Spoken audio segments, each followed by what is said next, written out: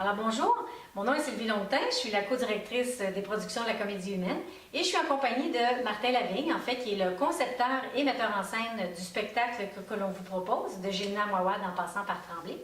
Et Martin, j'aimerais ça que tu nous en parles. J'aimerais ça aussi que tu nous parles comment tu as attaché ça ensemble, quelle était ta vision?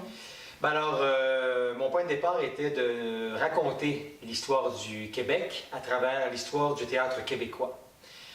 J'avais le goût de raconter comment ça se passait au début dans les familles canadiennes-françaises.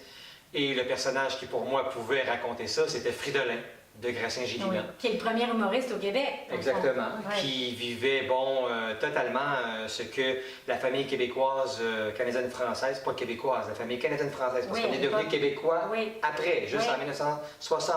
Et on en parle de la Révolution tranquille aussi plus tard.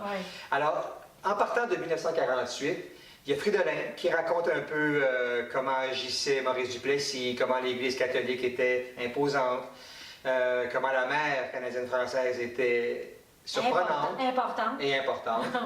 Et on parle aussi de la guerre, tout ça. Ça nous amène après ça au premier extrait qui est Ticoc. Hein? C'est un gars qui vient de la guerre et qui s'en va à la guerre aussi.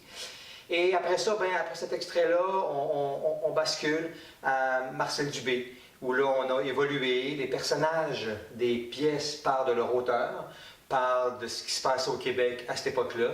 Et là, oups, on tombe dans l'extrait de Florence de Marcel Dubé.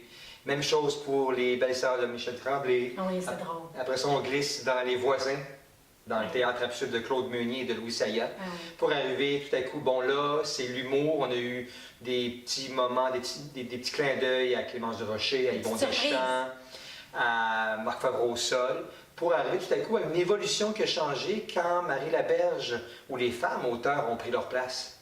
Là, ça a changé. La famille est devenue moins ou plus ou moins biologique, dans le sens que là... Elle a éclaté. Oui. Alors ça, c'est marqué par ça. Et après ça, c'est Evelyne de la Chenelière. On revient à un extrait de Michel Tremblay, Le Vrai Monde. Et on finit évidemment par un extrait d'Evelyne de la Chenelière, Des Fraises en janvier. Et on finit le spectacle avec Incendie de Wajdi Mouawad, où là, on parle des auteurs qui viennent d'ailleurs et tout ça. Donc, on raconte pas mal ce qu'on a vécu. Moi, ce que j'aime dire, dans le fond, c'est que c'est l'évolution sociale et culturelle du Québec, mais à travers les œuvres marquantes, des auteurs marquants.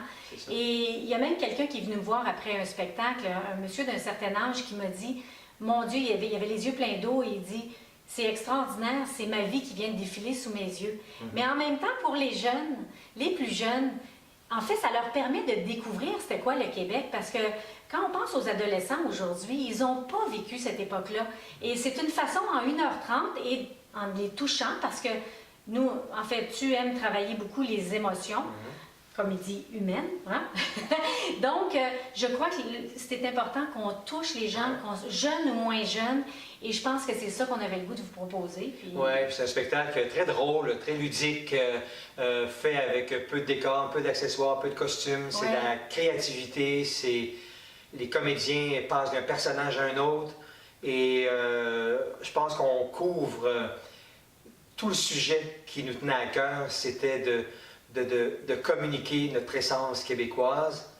Je pense que c'est un spectacle à voir et je vous le recommande. Puis pour les adolescents, je pense que c'est un beau clin d'œil à ce qui s'est passé avant. Oui, n'hésitez pas. Merci de venir nous voir. À bientôt.